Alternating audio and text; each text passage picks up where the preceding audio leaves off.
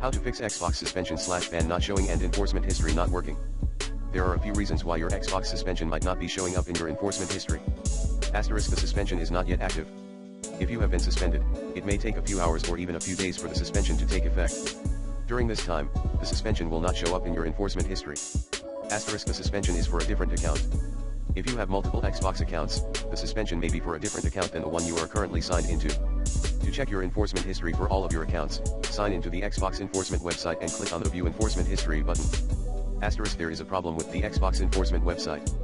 There have been reports of problems with the Xbox enforcement website in the past. If you are unable to see your enforcement history, try again later or contact Xbox support for help. If you are sure that you have been suspended and the suspension is not showing up in your enforcement history, you can contact Xbox support for help. They will be able to investigate the issue and provide you with more information. Here are the steps on how to contact Xbox support. 1. Go to the Xbox support website. 2. Click on the Contact Us button. 3. Select the category that best describes your issue. 4. Enter your contact information. 5. Describe your issue in detail. 6. Click on the Submit button. Xbox support will typically respond to your request within 24 hours.